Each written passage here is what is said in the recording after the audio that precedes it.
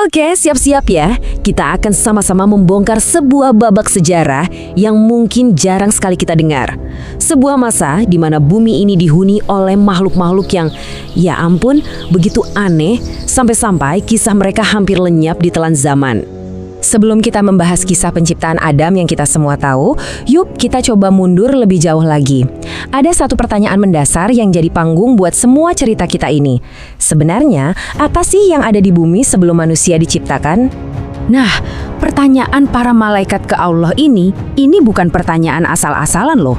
Pertanyaan ini muncul dari ingatan mereka, dari pengalaman pahit menyaksikan siklus yang sama berulang kali. Sebuah peradaban diberi anugerah, lalu mereka jadi besar, tapi akhirnya mereka hancur dalam kerusakan dan pertumpahan darah. Jadi, siapa sih para pendahulu manusia ini? Dari penelusuran kita, ada dua peradaban besar yang paling menonjol. Dan keduanya ini, beda banget satu sama lain. Mereka adalah kaum Nisnas dan Hinwabin. Sekarang, coba lihat deh betapa kontrasnya kedua peradaban ini. Di satu sisi, kita punya dunia Nisnas yang brutal, primitif, dan penuh kekacauan. Tapi di sisi lain, kita melihat kemegahan peradaban Hin dan Bin, sebuah masyarakat dengan kemajuan yang bisa dibilang hampir supernatural. Coba kita bayangkan, Nisnas, mereka ini makhluk yang cerdas, tapi fisiknya aneh banget, gak lengkap. Dan sifat utama mereka, yaitu mereka punya kecenderungan untuk terus-menerus berkonflik dan menumpahkan darah. Dunia mereka itu seolah-olah jadi medan perang yang abadi. Nah, kebalikannya nih, ada Hin dan Bin. Mereka ini peradaban dengan kekuatan yang luar biasa. Mereka bisa membangun istana-istana megah yang luar biasa dan punya kemampuan supernatural yang menentang hukum alam. Bayangin aja, mereka bisa berubah wujud dan bahkan mengendalikan elemen alam seperti badai. Tapi, ya seperti yang sering terjadi dalam sejarah kan, kekuatan yang terlalu besar seringkali justru jadi awal dari kejatuhan yang besar. Dan kaum Hin dan Bin ini juga nggak terkecuali. Dan disinilah letak ironi tragisnya. Kemajuan teknologi dan kekuatan supernatural mereka malah menjadi bibit kehancuran. Mereka jadi sombong luar biasa. Merasa diri mereka adalah makhluk paling sempurna yang pada akhirnya membawa mereka langsung ke dalam pemberontakan melawan Sang Pencipta. Oke, kita lanjut ya. Kerusakan yang dibuat oleh Nisnas dan kesombongan kaum Hin dan Bin ini jelas nggak bisa dibiarkan begitu saja. Hukuman dari Tuhan pun akhirnya datang. Nah, slide ini merangkum perang legendaris itu dengan sempurna.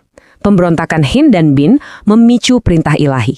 Pasukan dari langit yang dipimpin oleh seorang komandan malaikat yang saat itu masih setia bernama Azazil diturunkan untuk memulihkan ketertiban.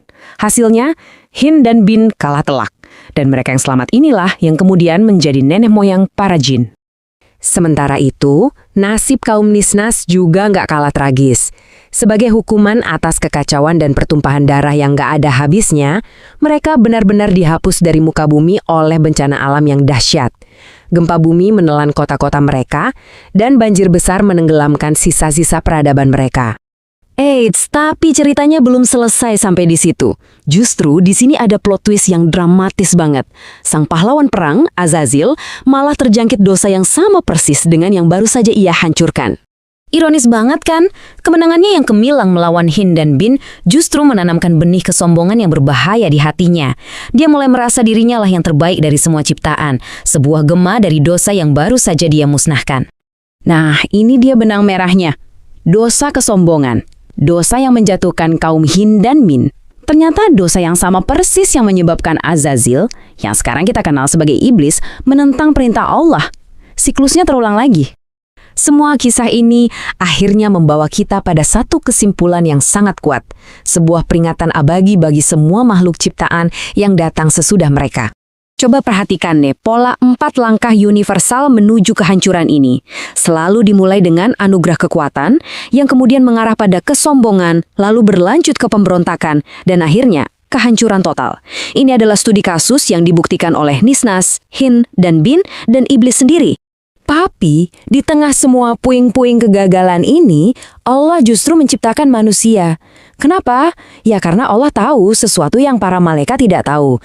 Kita diciptakan untuk menjadi berbeda, diberkahi bukan cuma dengan kehendak bebas, tapi juga dengan kapasitas yang unik untuk bisa rendah hati, mengakui kesalahan, dan bertaubat. Jadi pertanyaan pamungkas dari semua sejarah kuno ini sebenarnya ditujukan untuk kita semua yang hidup sekarang ya. Sebagai khalifah di bumi saat ini, apakah kita akan mendengarkan peringatan ini? Atau jangan-jangan kita malah akan mengulangi kesalahan fatal yang sama seperti mereka yang datang sebelum kita?